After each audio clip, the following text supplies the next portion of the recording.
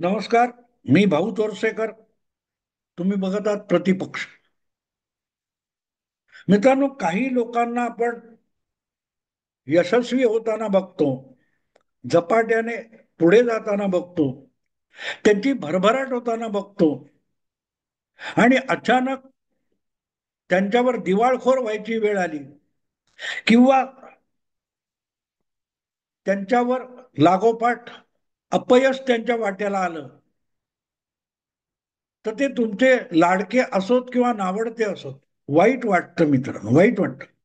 शरद पवार ज्या गतीने राजकारणामध्ये पुढे आलेले होते, ज्यांचा ज्या प्रकारे अलीकडल्या काळामध्ये त्यांच्या राजकारणाचा ऱ्हास झालेला आहे, त्याची भविष्यवाणी मी खूप आधीपासून केलेली आहे, सतत करत आलो.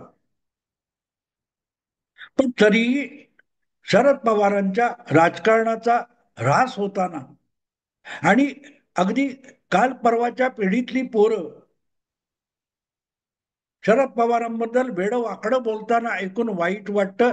हे मी परत परत सांगतो. कारण 67 साली शरद पवार हे पहिली विधानसभा निवडणूक लढवून आमदार झाले आणि अवघ्या 1.5-2 वर्षात मी पत्रकार झालो आणि शरद पवारांच्या यशाची राजकारणाची चढती कमान आम्ही बघितलेली आहे. अर्थात शरद पवार महाराष्ट्रव्यापी राजकारणी झाले, पण त्यांची क्षमता, गुणवत्ता आणि इच्छाशक्ती या बळावर जेवढा मोठा पल्ला हा माणूस गाठू शकत होता, तो उडणटप्पूपणामुळे त्यांना गाठता आला नाही, याचा राग सुद्धा येतो. त्यामुळे टीकेमागे मूळ कारण ते आहे, हा माणूस महाराष्ट्रासाठी खूप गुणवान, उपयोगी ठरला असता.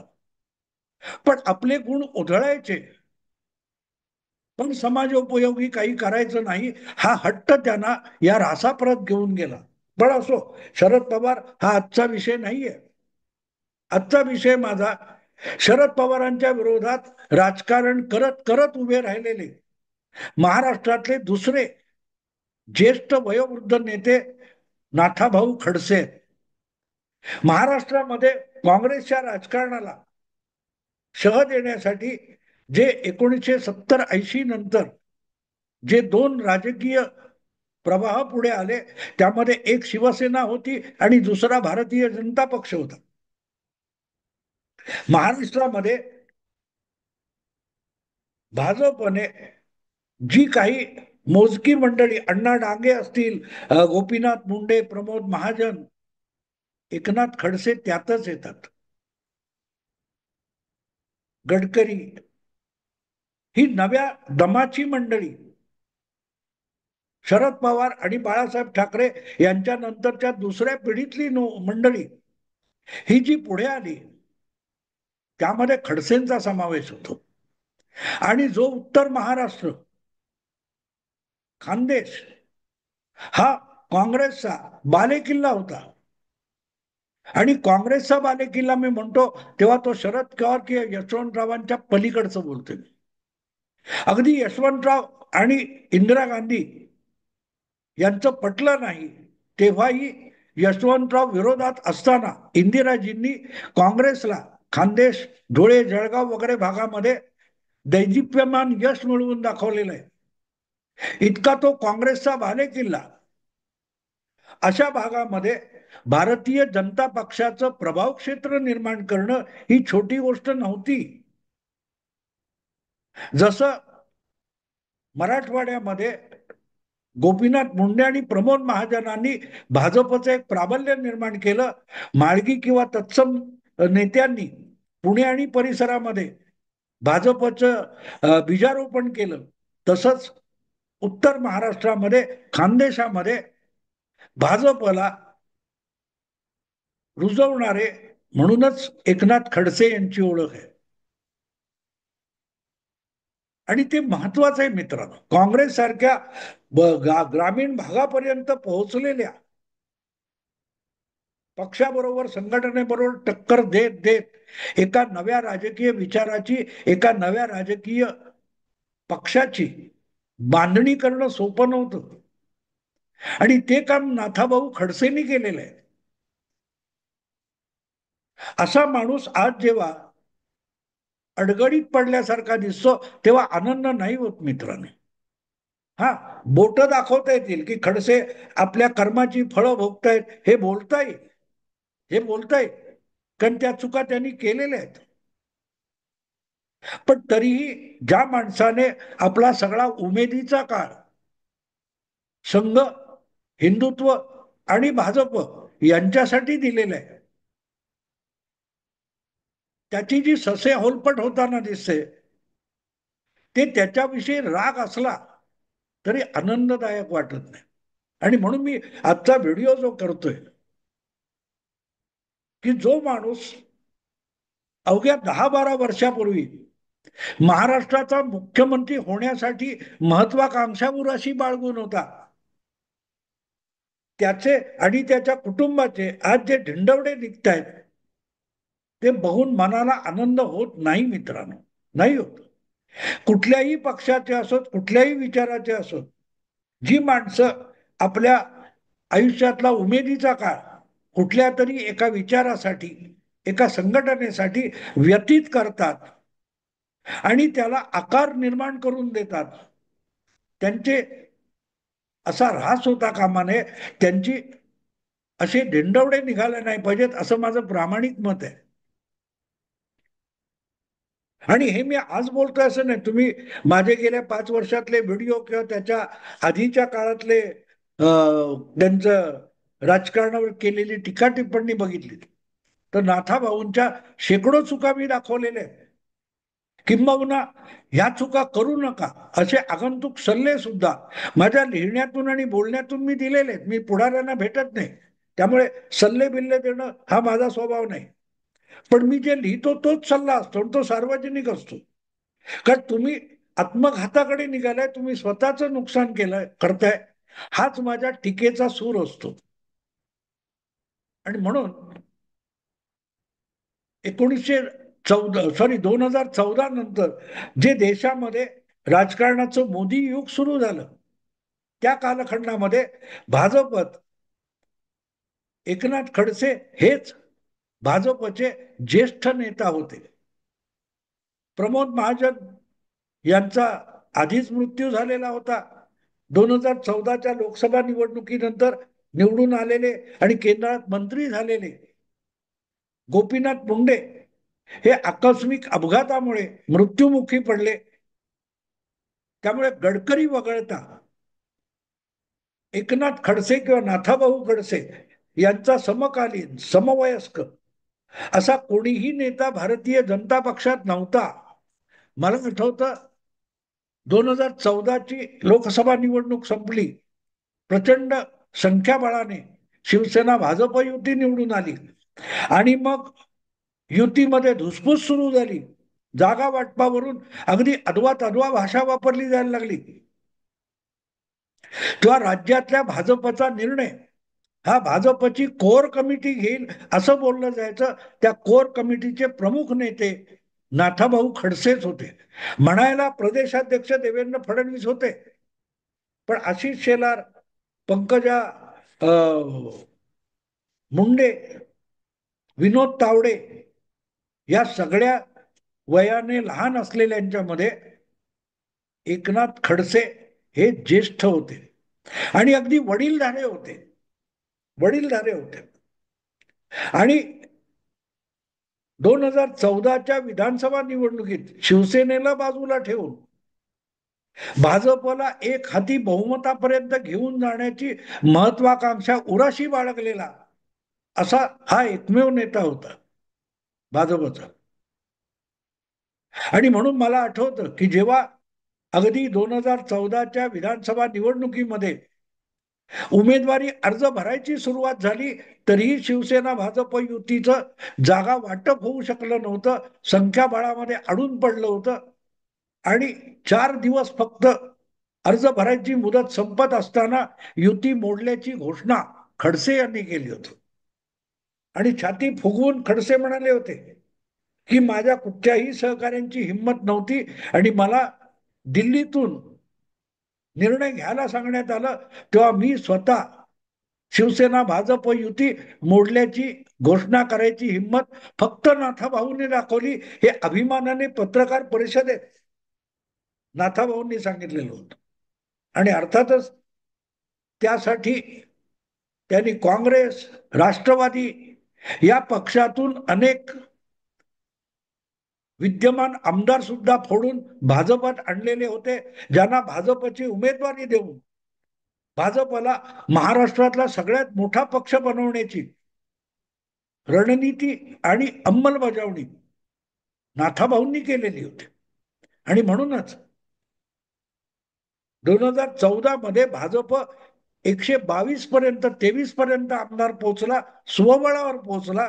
याचं मोठं श्रेय हे नाथाभाऊंना होतं, हे नाकारता येत नाही. पण नाथाभाऊ हे अडवाणी आणि वाजपेयी यांच्या कालखंडात भाजपचं नेतृत्व सांभाळणारे नेते होते. उलट विनोद तावडे असतील,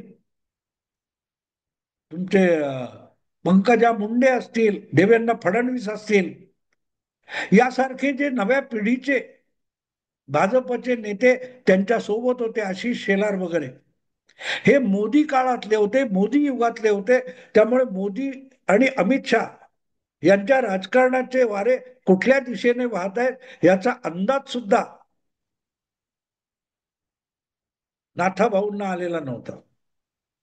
आणि त्यामुळे ज्या प्रकारचं राजकारण गुजरातमध्ये अमित शहा आणि मोदींनी केलं होतं, ते आता राष्ट्रीय पातळीवर होणार आहे, हे ओळखून जर नाथाभाऊंनी महाराष्ट्रातल्या राजकारणात आपली चाल खेळली असती तर आज त्यांच्यावर ही वेळ आली नसती.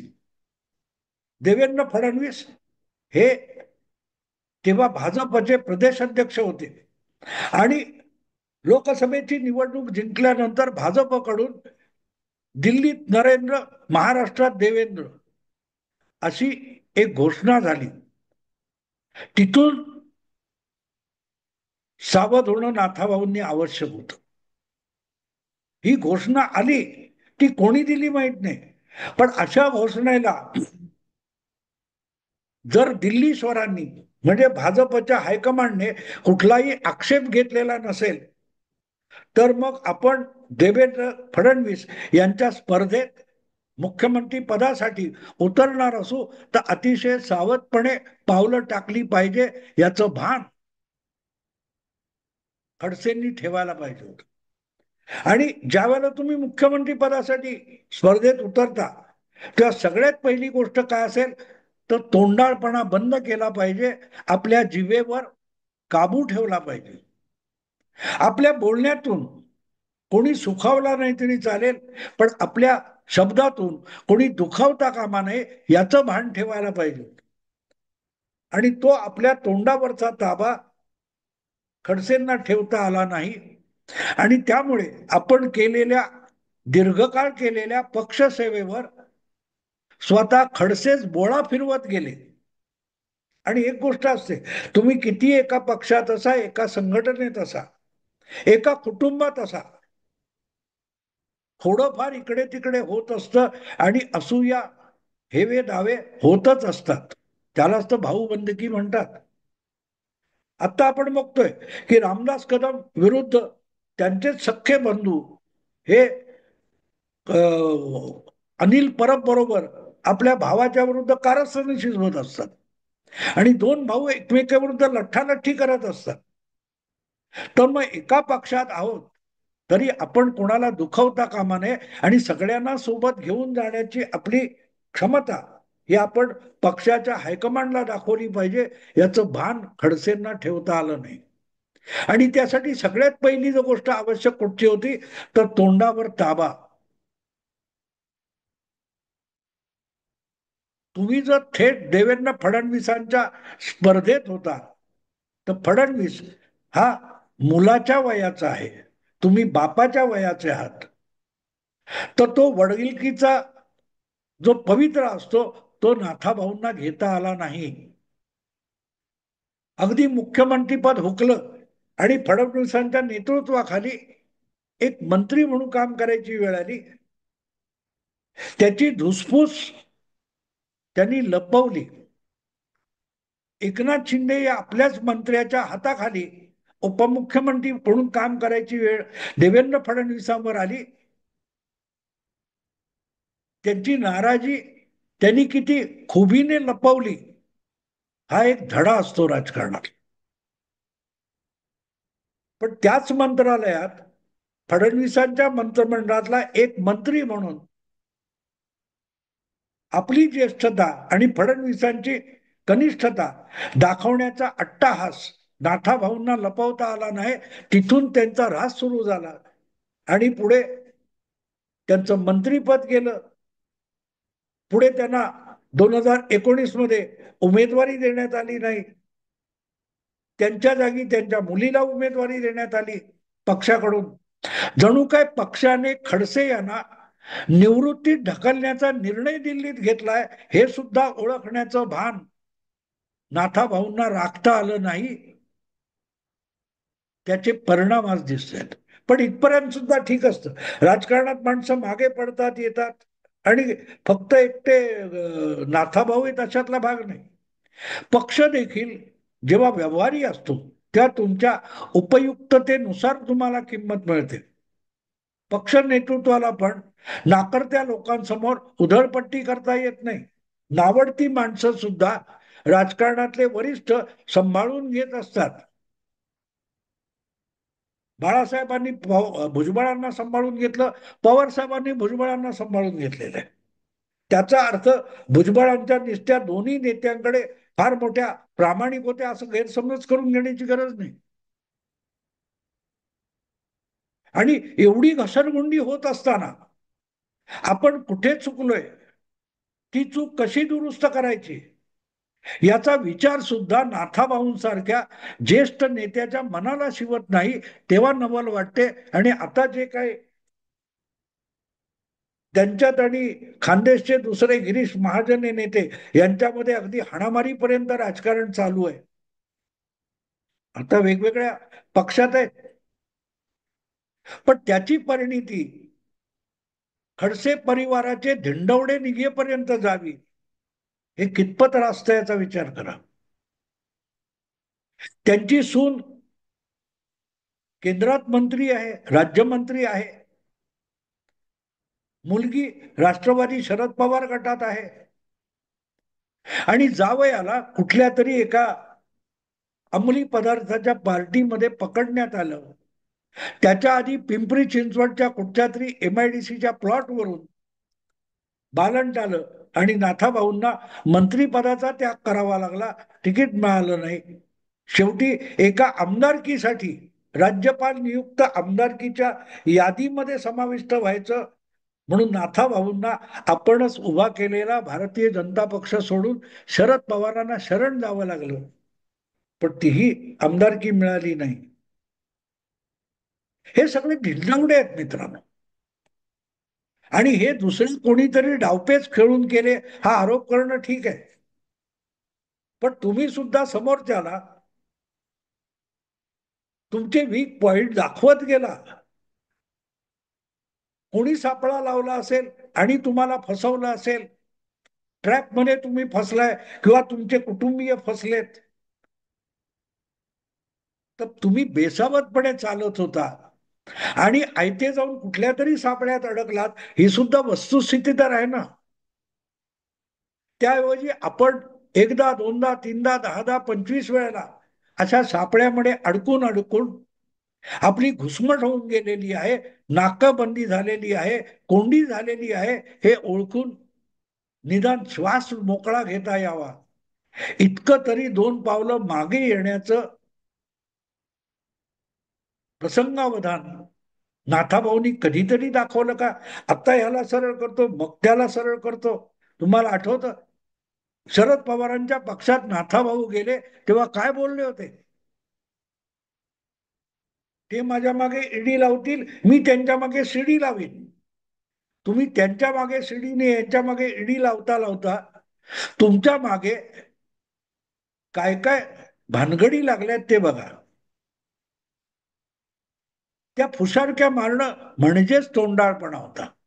न बोलता सुद्धा जर तुमचे प्रतिस्पर्धी किंवा तुमचे शत्रू तुमची सहजगत्या नाकेबंदी करत असतील तर ते त्यांचं यश नसतं, इतका तुमचा वेंधळेपणा आणि बावळटपणा असतो. तुम्ही आवेशात येऊन चुका करणार या आधारावर तुमचे प्रतिस्पर्धी तुमच्यासाठी सापळे बनवत असतात, कारण तुम्ही अलगद त्यात येऊन अडकणार याची तुमच्या प्रतिस्पर्ध्यांना, शत्रूला खात्री असते. आणि नेमकी तीच गोष्ट नाथाभाऊ विसरून गेलेले.